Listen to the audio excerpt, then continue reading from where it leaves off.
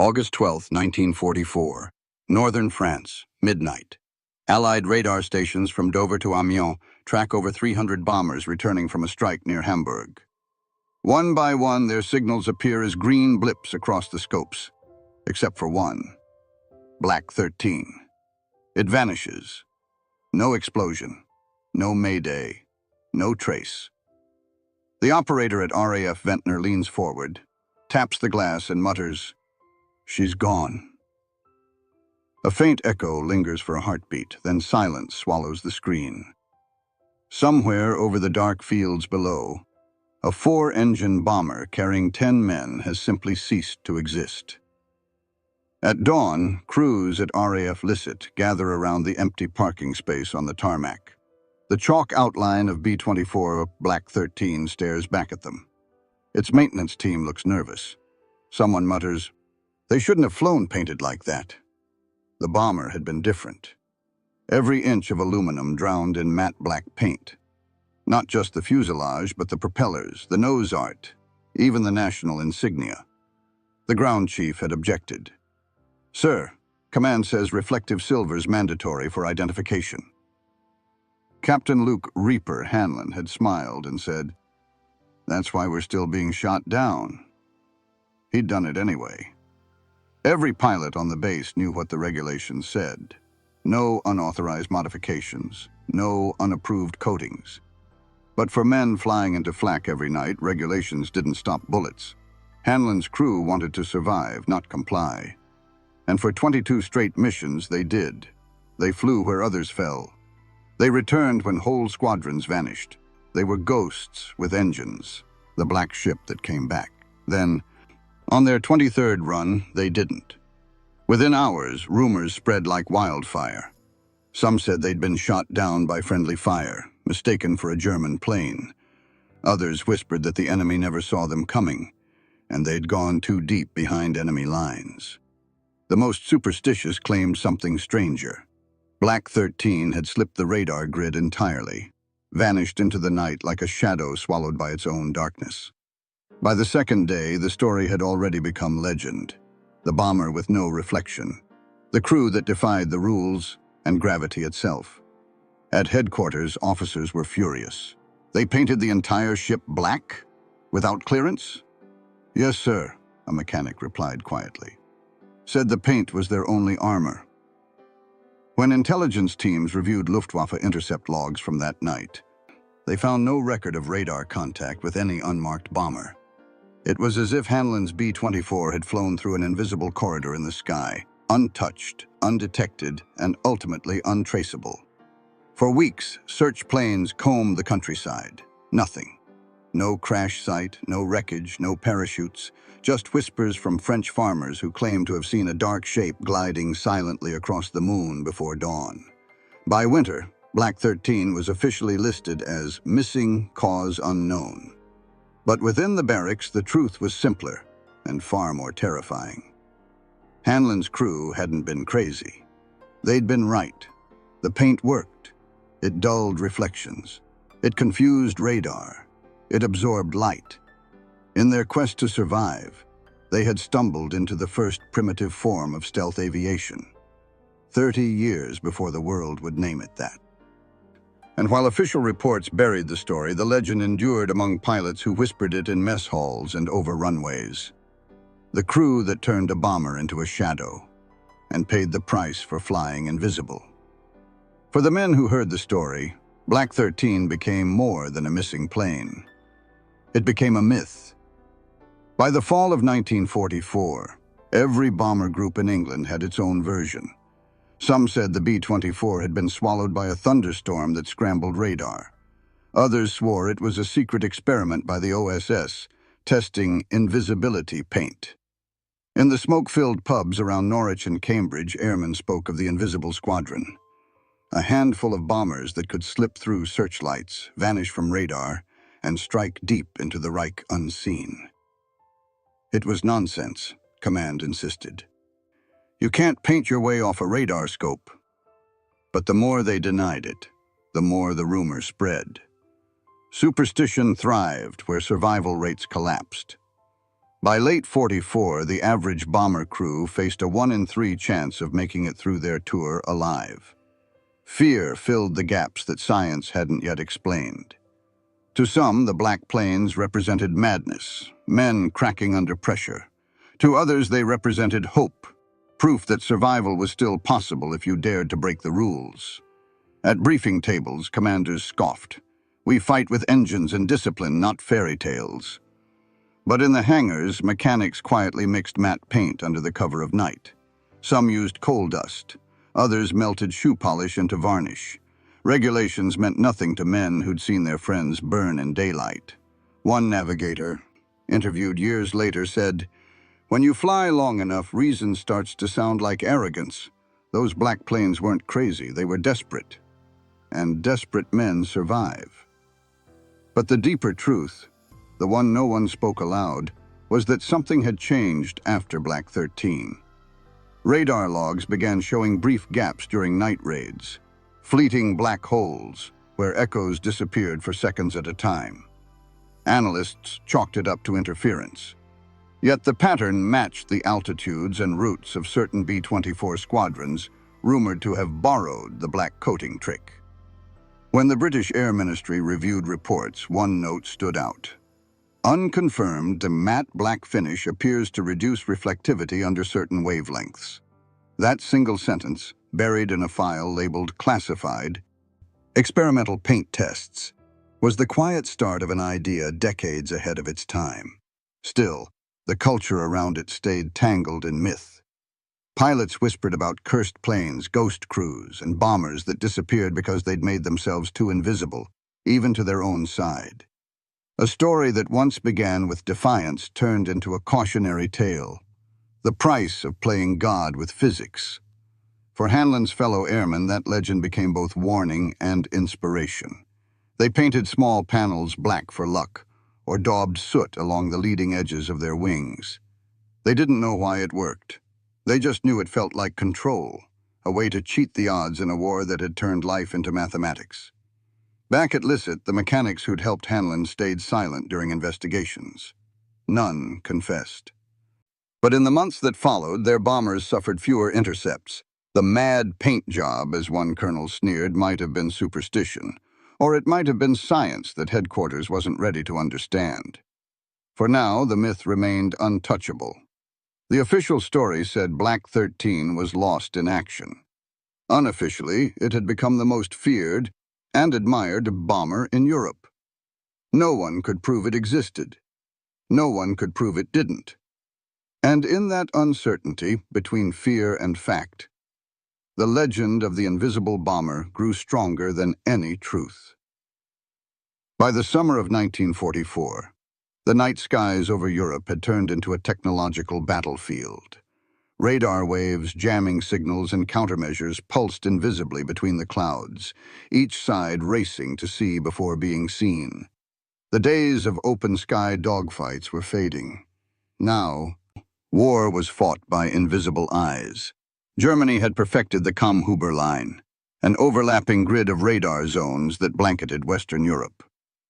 At its core was the Liechtenstein Fug 2 and 20, a night fighter radar mounted on twin-engine interceptors like the Bf-110. These hunters didn't need to see their prey.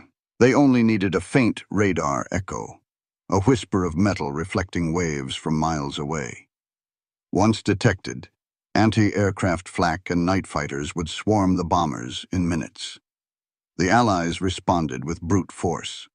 More bombers, more flak suppression, more jammers. But the math didn't lie. Radar-directed interception increased Luftwaffe kill ratios by 40% in a single year. Pilots could feel the system closing around them. Each night, men watched formation lights vanish in sudden bursts of flame, knowing the enemy never saw them with eyes, only with machines.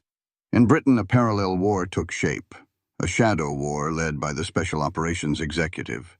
Their flights, known as carpetbagger missions, ran deep into occupied France, dropping agents and supplies to the resistance. These planes were painted matte black, stripped of markings, engines tuned to run quieter. Their goal was simple: become ghosts. Captain Luke Reaper Hanlon wasn't part of that unit, but he'd heard their stories, how their black planes seemed to slip through radar screens like phantoms.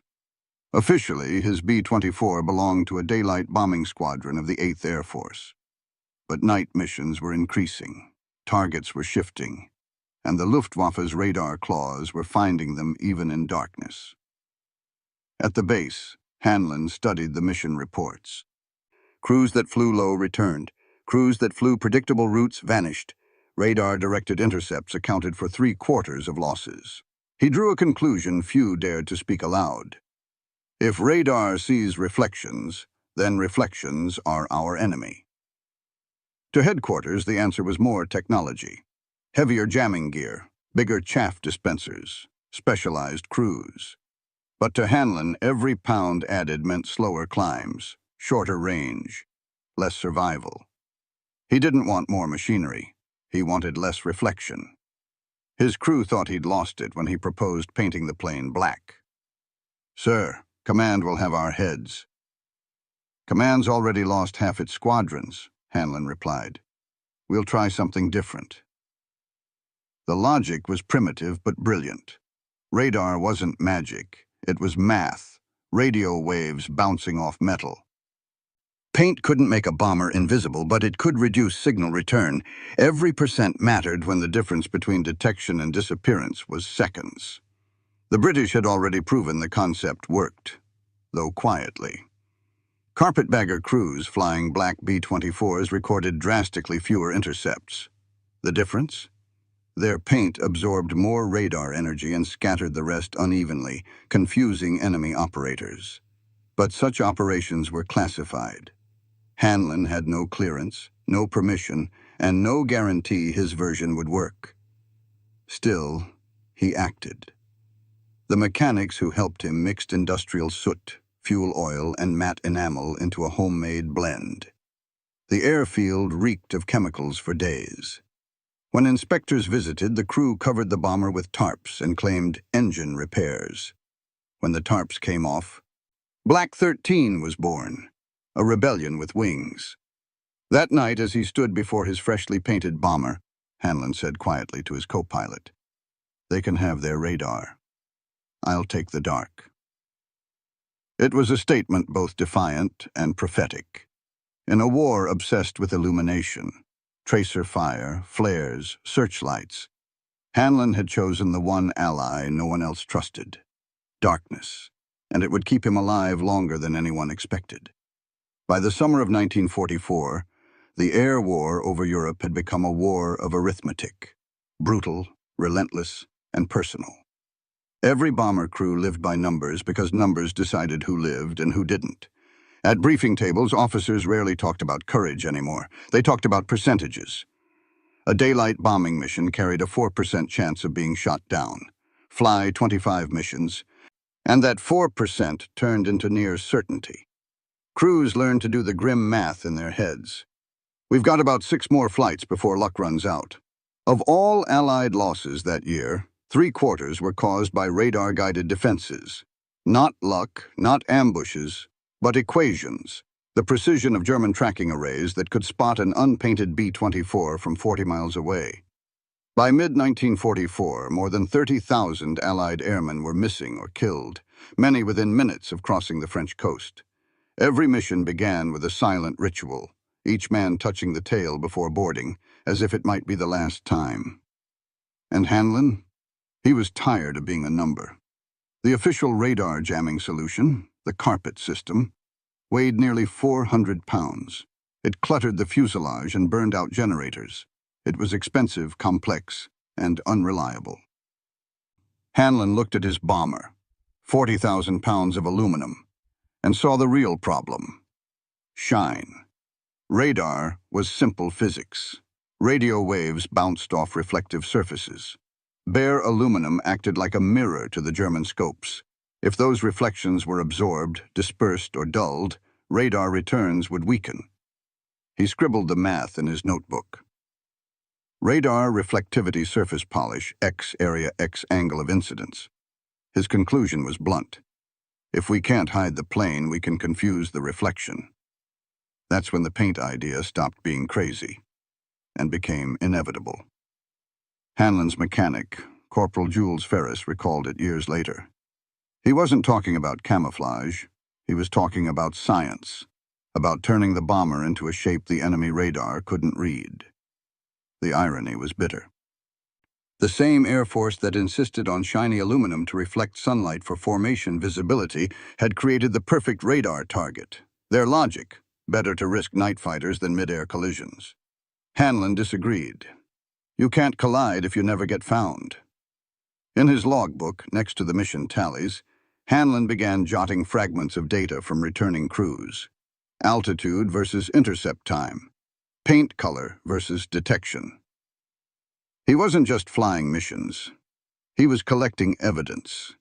The results were terrifyingly consistent. Aluminum-finished bombers, detected within 8 to 12 minutes of entering German radar range. Soot-darkened or oil-streaked aircraft, delayed detection by 2 to 4 minutes. Black-painted fuselage, rare. Up to 6 minutes of radar silence, 6 minutes. In a sky crawling with night fighters, 6 minutes was survival. Every second counted. At 250 km/h, a bomber traveled 4 miles per minute. 6 minutes meant 24 miles, enough to cross a flak belt, drop payloads, and turn for home before the enemy even scrambled. When Hanlon presented his data to the squadron adjutant, the officer laughed. "You're telling me black paint beats German radar?" Hanlon didn't flinch. "I'm telling you math does." It wasn't bravado. It was desperation with logic. Behind the numbers lay a simple truth that no one wanted to admit. America's air power was winning by mass, not by efficiency. For every B-24 that returned, another was lost. Hanlon's experiment wasn't about disobedience. It was about survival. Each coat of matte paint brushed onto Black 13 wasn't rebellion. It was insurance. Insurance bought not with money, but with science, and with the lives of men who refused to be part of the casualty statistics. And when the math of destruction threatened to consume them all, Hanlon decided to rewrite the equation himself. It began like every other mission, except no one could quite meet Hanlon's eyes. When Black 13 rolled onto the runway at Lisset, the ground crew stood in silence.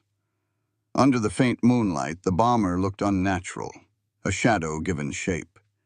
Every surface swallowed light instead of reflecting it. Even the squadron mascot, a collie named Duke, refused to go near it. One mechanic muttered, "Looks like the devil's own plane." Hanlon climbed the ladder without a word. His crew followed, half believers, half skeptics. "Sir," the navigator whispered, "if this works, we'll owe you a drink. If it doesn't," Hanlon cut him off. "Then nobody'll be around to collect." Engines roared to life, low and throaty. The matte black paint dulled the reflection of the flames. From the control tower, the plane was barely visible against the night sky. The radio crackled once. "Godspeed, Reaper." Then silence. At 2200 hours, they crossed the French coast. This was where radar screens usually lit up. German operators would radio intercept vectors within seconds. Tonight, nothing. No flares, no searchlights, just darkness and the dull hum of engines. The bombardier watched his instruments, waiting for the alarm. None came. "Where's the flak?" he asked. Hanlon just smiled. "Maybe they're still looking." 2 minutes passed, then 5. Still no contact. In the Luftwaffe control bunker near Le Havre, an operator scribbled a note. "Radar contact lost. Intermittent echo. Possibly storm interference." Another technician swore and slapped the side of the screen. "They're ghosts again." Back in Black 13, the altimeter ticked down. 15,000 feet. 12,000. They were right over the target zone, a rail junction feeding German armor to Normandy. Still, no anti-aircraft bursts. "Drop zone confirmed," called the bombardier. "Doors open," Hanlon ordered. The payload released cleanly, 40 500-pound bombs sliding into the dark. The sky stayed silent. No tracer fire. No alarm. The radio operator stared in disbelief. "We're ghosts," he whispered. The crew didn't cheer. They didn't dare. Every man on board felt something uncanny. Not relief, but disbelief. For the first time in months, a mission had gone perfectly quiet. The return flight felt longer. They expected fighters to pounce at any second. But the German radar never reacquired them. They crossed the channel before anyone fired a single shot. When they landed, the control tower was already blinking with Morse. A message from command.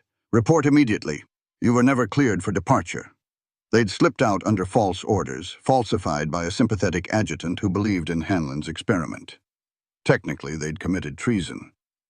But treason had just brought home an entire crew. The next morning, engineers from headquarters surrounded the bomber. They ran their hands along the fuselage, shaking their heads. "Paint can't do this," one said. Hanlon shrugged. Then maybe it wasn't the paint. Unofficially, flight logs showed a 6-minute radar gap at exactly the window of their route. No German night fighters scrambled. No flak units reported contact. It was as if Black 13 had never existed. Word spread fast. Crews in nearby squadrons began smuggling paint from supply depots. Mechanics mixed their own concoctions. Soon, black streaks and matte patches appeared across airfields in England. Quiet acts of defiance inspired by a single night's success. Official orders banned it immediately. Unauthorized coatings compromise identification and maintenance protocols. But the ban came too late. The idea had escaped containment. Hanlon knew the experiment had worked, but it had also doomed him. Command wanted control, not miracles that couldn't be explained. When he received his summons to headquarters, his crew begged him not to go. Hanlon just smiled. "Don't worry, they can't court-martial a ghost." For a brief, glorious week, Black 13 became a legend whispered in hangars and flight tents across England. Crews from the 466th, 93rd, and 448th bomb groups came to see it with their own eyes. A matte black B-24 that had flown straight through German airspace without a single bullet hole. To them, it wasn't witchcraft. It was salvation. But to headquarters, it was an accounting error waiting to happen.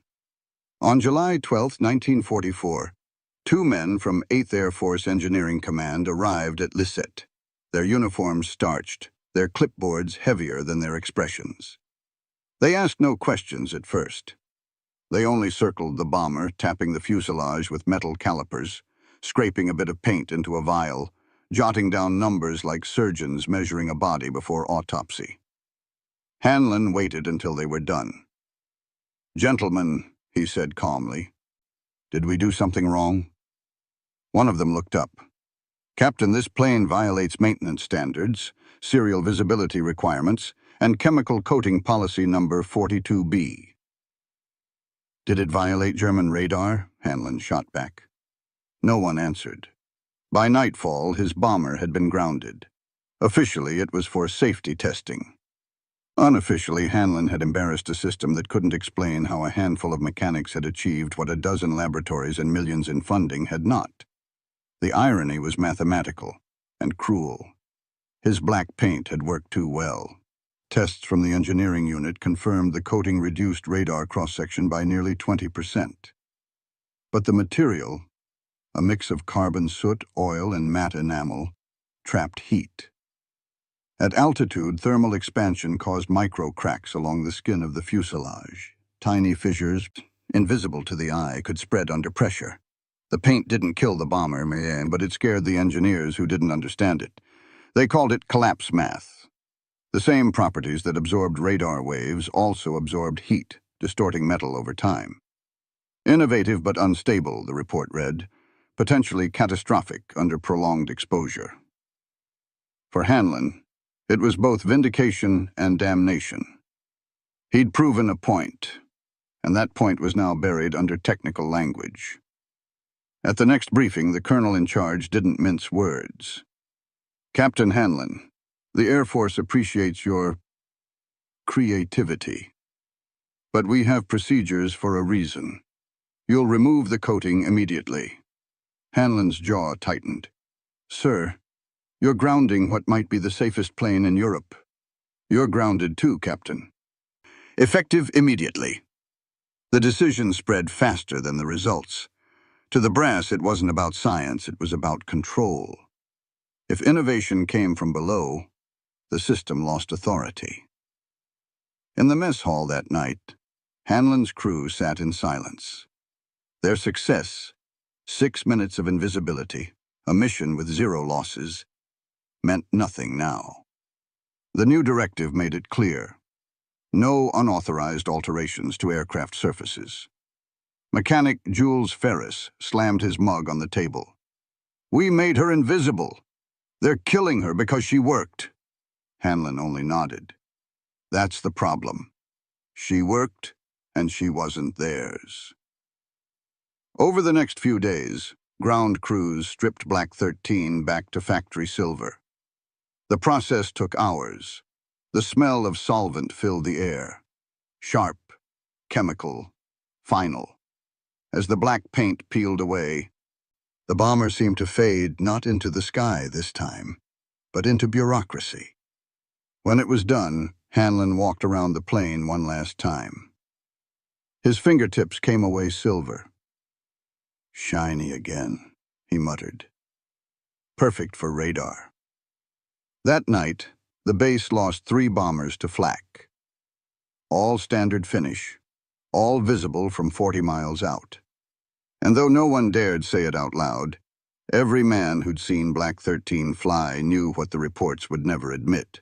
The numbers had changed, but the truth hadn't. Innovation had a cost, and the system had decided it was too expensive to pay. 2 weeks after Hanlon's grounding, the war thundered toward its bloodiest summer. Operation Cobra was underway in Normandy, and the 8th Air Force faced brutal losses over Berlin. The flak corridors were so dense that veteran crews described them as flying through a thunderstorm made of metal. Hanlon was supposed to be on maintenance duty. Paperwork, parts requisitions, the kind of quiet punishment designed to bury ambition. But war doesn't wait for bureaucracy. When a replacement bomber crew arrived short on pilots and desperate for navigational support, someone at Lisset made a mistake that would turn into a legend. At dawn, Black 13 rolled onto the tarmac again. Not its old self, but not quite factory standard either.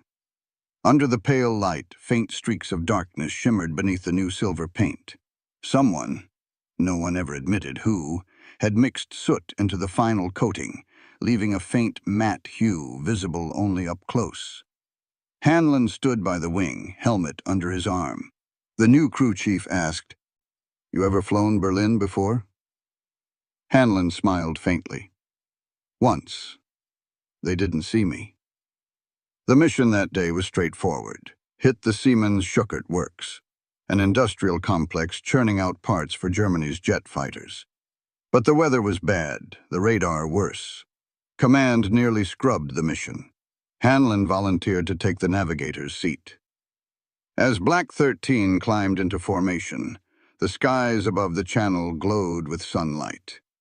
By the time they reached Germany, everything turned gray. Clouds thick, air heavy, and lightning flickering through the haze. Then came the voice on the intercom. "Enemy radar has us. Flak at 12 o'clock. But nothing appeared. No tracer fire, no bursts. Just silence. At 21,000 feet, Hanlon adjusted the drift correction manually. Something felt off. Not in the instruments, but in the air. He looked out the window and realized why. The light. The silver bombers ahead gleamed like fish scales. But Black 13 looked wrong. Dim. Almost invisible against the storm clouds.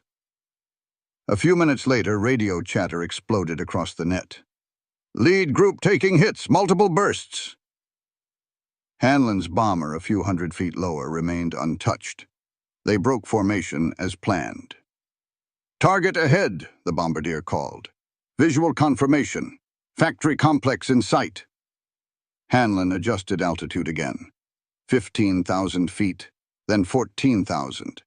The flak still hadn't found them. Bomb doors opened. Payload away. Then something extraordinary happened. From below, spotlights sliced through the clouds, searching, sweeping, blind. The German gunners were firing wildly, unsure where the ghost had come from. Radar crews near Berlin later reported a missing contact. One bomber visible on optical sighting but not on radar. The only explanation offered, atmospheric distortion. But to the men aboard Black 13, it was something else entirely. When they turned for home, they passed through the burning horizon, a sky alive with chaos. American bombers were scattered, pursued, shredded. Yet somehow Black 13 drifted untouched. Hanlon didn't speak. He simply stared at the controls, the gauges steady, the engines smooth. The crew was silent too, not out of fear, but reverence. 6 hours later, they landed safely at Lisette, last in, but whole. The next morning, a message arrived from headquarters. Captain Hanlon is hereby reassigned to administrative duties effective immediately. No commendation, no inquiry, just silence. But among the crews, whispers began. Someone painted a small black 13 on a hangar door. Someone else left a note. The ghost still flies. By the end of the war, every squadron had heard the story of a bomber that vanished from radar, flew through Berlin's flak unscathed, and returned when everyone said it couldn't. Officially, Black 13 was logged as standard issue, unmodified. Unofficially, it became a myth, a legend about one mad crew, one outlaw idea, and a sky that couldn't hold their shadow. They called it Mission 23. The number alone made crews uneasy. Too close to superstition, too far from the safety of a completed tour. For Captain William Hanlon, it was supposed to be his last combat flight, a quiet escort assignment for a new pilot over occupied France. But nothing about Hanlon's career had ever been quiet. By now, the war was turning. Allied armor was cutting through Normandy, and the Luftwaffe was fighting in desperation. Yet the skies were still deadly, and the ghost of Black 13 had become both miracle and curse. Command had never acknowledged its success, but they also couldn't ignore that no bomber flown by Hanlon had ever been lost. When he volunteered for one final mission, no one questioned it. The new pilot, Lieutenant Carter, was 23 years old, fresh from flight school. His voice trembled on the intercom. "Sir, they told me this is your good luck run." Hanlon chuckled. "Luck's just math, son. You do the numbers right. You live." But as the convoy of bombers took off from Lisette that dawn, there was something different about Hanlon's plane. The mechanics had found leftover barrels of dulling compound, a modified, regulation-approved version of his old formula. Quietly, without orders, they'd added a thin coat across the fuselage. Just enough to take the shine off, just enough to whisper rebellion. The target that morning was a marshalling yard outside Amiens. The flak was heavier than expected, the clouds thicker. The squadron scattered. Hanlon and Carter's bomber drifted off course, flying alone at 14,000 feet. "Radar's blind," Carter muttered, tapping the screen. "We're invisible again." Hanlon didn't answer. He was watching the contrails ahead, German F-190s closing fast. The crew tensed. 2, then 4, then 6 enemy fighters began circling like sharks. "Stay level," Hanlon ordered. "Don't give them silhouette." The fighters dived, guns blazing. Tracers sliced through the clouds, white and red lines of death. None hit. Every pass fell just short, the gunners misjudging distance in the haze. Hanlon's voice stayed calm. "It's working." Then, a burst. One shell tore through the right wing, setting the outboard engine ablaze. Smoke filled the cockpit. The co-pilot shouted, "We're hit!" Hanlon's response was almost serene. "Feather the prop. Keep her level. They'll think we're done." Below, the German fighters circled again, cautious now, expecting the bomber to drop. When it didn't, they pulled back, low on ammunition. Hanlon used the moment to climb, straining the remaining engines. "We're heading home," he said. The crew stared at him. "Sir, we won't make the channel." Hanlon smiled. "You'd be surprised what a ghost can do." For 2 hours, the crippled bomber limped across France. The fire died. The gauges wavered, then steadied. No radar contact. No interception. Just the endless hum of engines refusing to quit. When they crossed the English coast, fuel gauges read near zero. Hanlon circled once, then landed on fumes.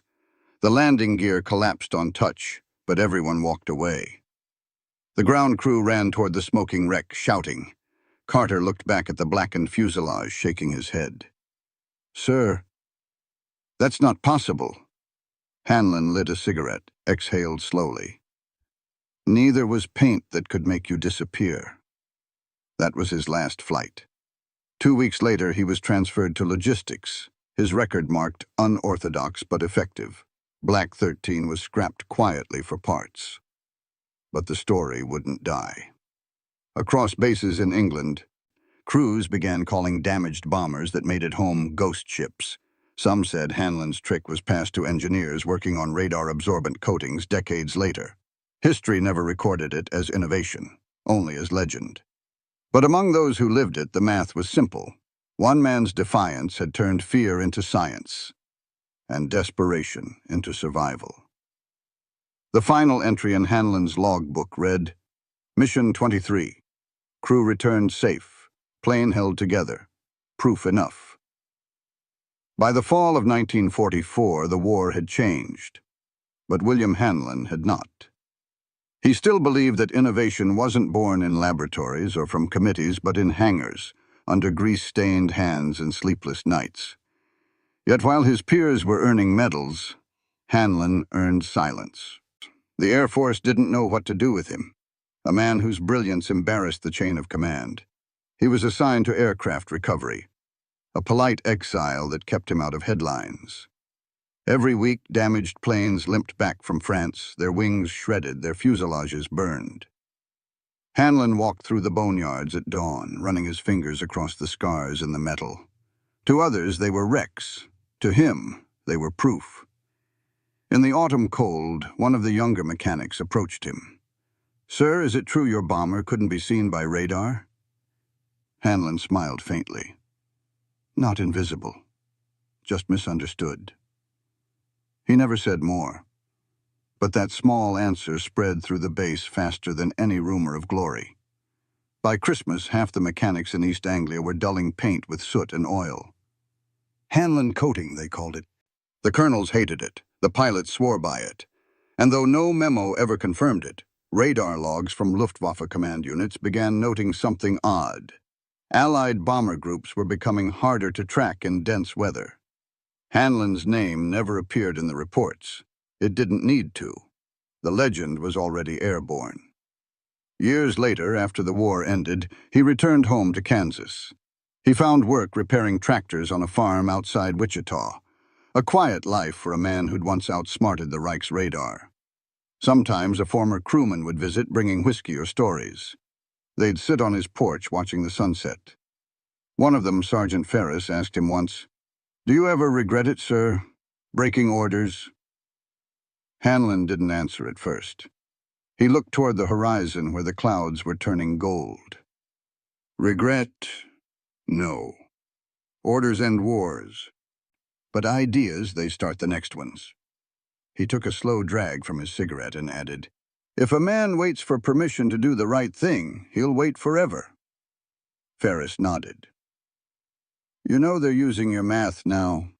Some engineers said they're testing radar coatings. Called it absorbent material. Sounds a lot like what you did." Hanlon chuckled softly. "They'll call it something better. They always do when it works." In the decades that followed, the technology evolved. Paints became polymers. Radar-absorbent coatings turned into stealth composites. Engineers at Lockheed and Boeing studied declassified reports on reflectivity anomalies from Wagyu, notes handwritten by a Captain W. Hanlon. They never called it the Black 13 principle, but that's what the old veterans did.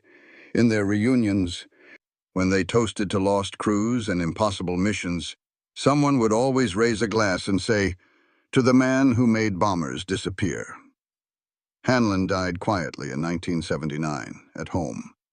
No fanfare, just an obituary in the local paper. William A. Hanlon, 63, veteran of the 8th Air Force, mechanic and innovator, survived by his wife and 2 sons. But in Air Force archives, buried under technical reports and mission debriefs, one sentence from 1944 still stands out. Unapproved surface treatment applied by Captain Hanlon showed unexplainable results under radar exposure. Further study recommended. That study never happened. But the idea never died. Hanlon didn't just fix a plane. He fixed a problem no one had dared to name. The problem of fear. He'd proven that courage wasn't only flying into flak. Sometimes it was daring to question the manual, to challenge the doctrine, and to make something the world wasn't ready to understand. And for one brief moment in the sky above Berlin, when Black 13 vanished into the storm, the impossible had become visible. Long after the war ended, when the last B-17s were scrapped and the factories fell silent, the story of Black 13 refused to die. It was whispered in hangars, remembered in squadron bars, and repeated in classrooms by young engineers who grew up hearing that one man had made a bomber vanish over Berlin. In 1958, the Air Force began experimenting with radar-absorbing materials for reconnaissance aircraft.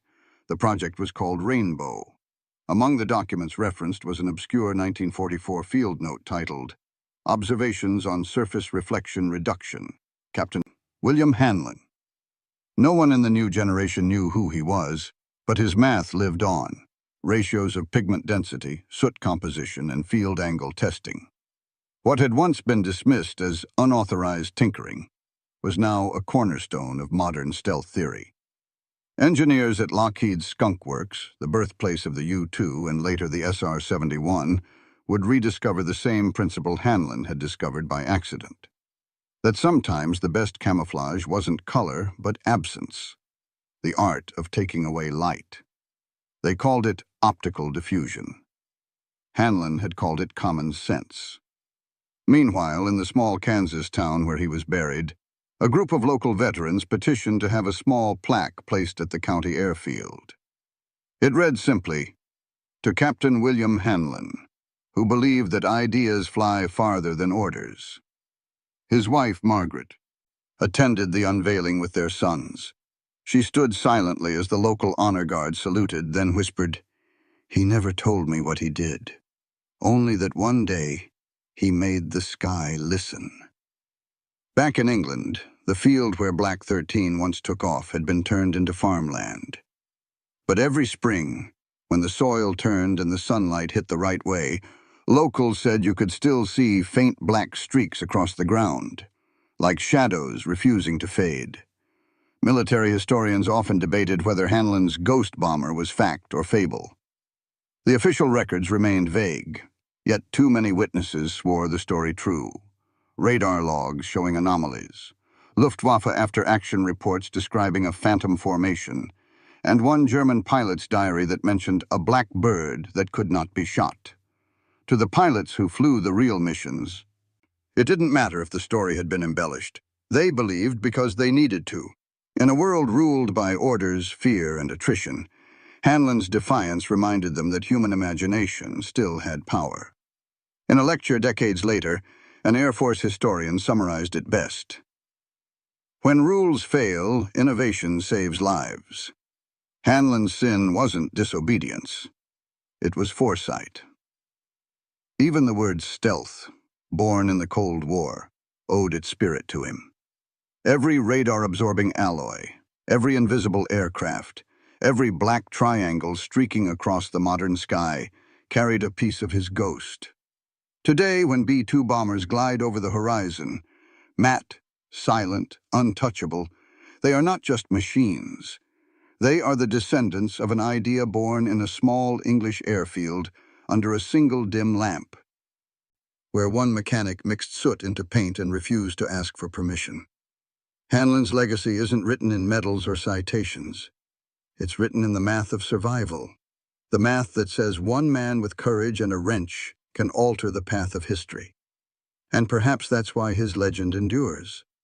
Because in a war defined by destruction, William Hanlon built something no bullet could destroy: belief.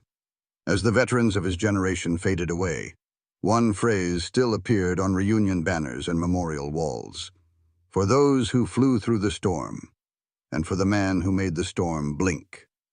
In the end, Hanlon didn't change physics. He changed perception. He proved that even in the loudest war humanity ever fought, the quietest victory of all was learning how to disappear.